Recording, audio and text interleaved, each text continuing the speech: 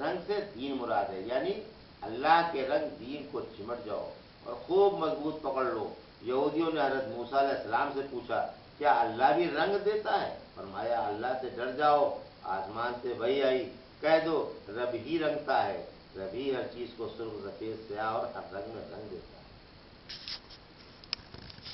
قل اتحاجوننا فی اللہ وهو ربنا وربکم ولنا اعمالنا ولکم اعمالکم ونحن له مخلصون ام تقولون ان ابراہیم واسماعیل واسحاق ویعقوب والاسباط كانوا هودا او نصارى قل انتم اعلم ام اللہ ومن اظلم ممن كتم شهادة عنده من اللہ وما اللہ بغافل عما تعملون تلك أمة قد خلت لها ما كسبت ولكم ما كسبتم ولا تسألون عما كانوا يعملون۔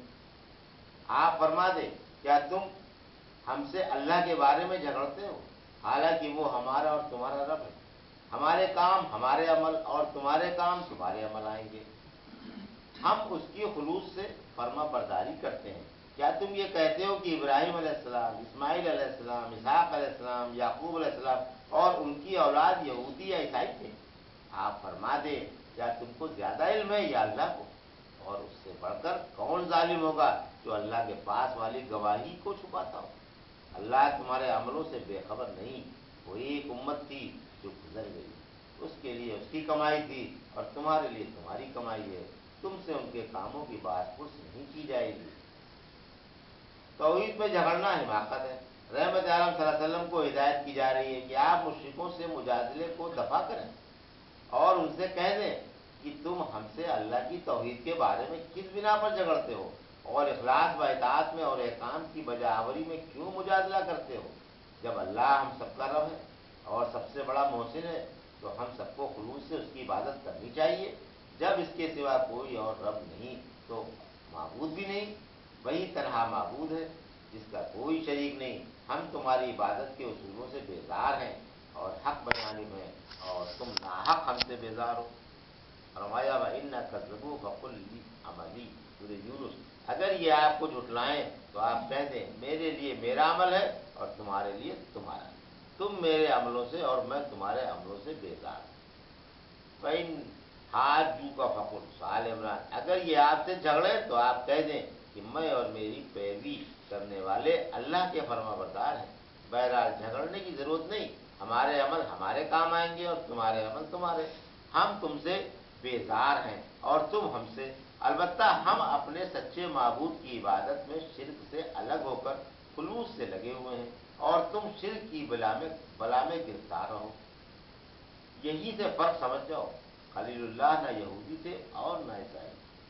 گمراہ اہل کتاب کا یہ خیال ہے کہ ابراہیم علیہ السلام اور ان کے بعد والے انبیاء یہودی یا عیسائی تھے۔ اللہ پاک ان کے رد میں فرما رہا ہے یہ بتاؤ تمہیں زیادہ علم ہے یا اللہ کو؟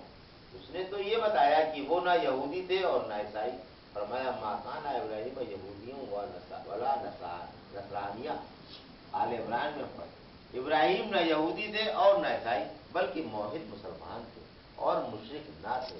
ومن اظلم ممن کنتم، یہ لوگ اپنی کتابوں میں پڑھا کرتے تھے کہ اصل دین اسلام ہے اور محمد رسول ہیں، محمد اللہ کے رسول ہیں اور ابراہیم و اسحاق یہودیت و عیسائیت سے بری ہیں۔ اس طرح گویا انہوں نے ان تمام باتوں کا اللہ کے سامنے اقرار کر لیا، پھر بھی آپ کو نہ مانا اور اللہ کی گواہی چھپائی۔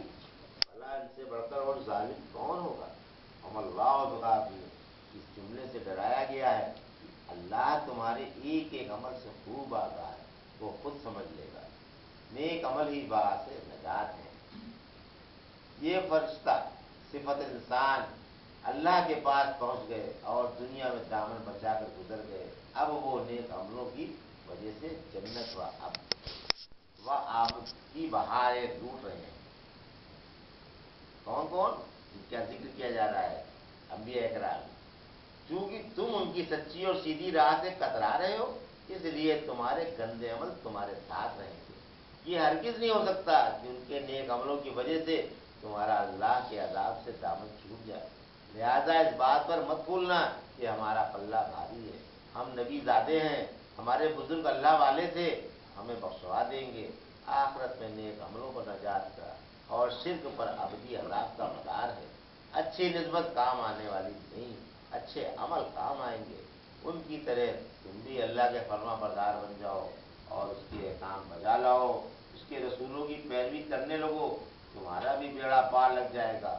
خوب یاد رکھو، جس نے ایک نبی کا بھی انکار کر دیا، اس نے تمام انبیاء کا انکار کر دیا۔ شریعت محمدیہ کے زمانے میں رحمت للعالمین صلی اللہ علیہ وسلم پر ایمان لانا ضروری ہے، کہ تمام دنیا کے جنوں کے اور انسانوں کے حاضر عزیز پیغمبر واقع دعوانا الحمدللہ رب العالمین۔ الحمدللہ سورہ بقرہ کا 16واں رکوع اور پہلا پارہ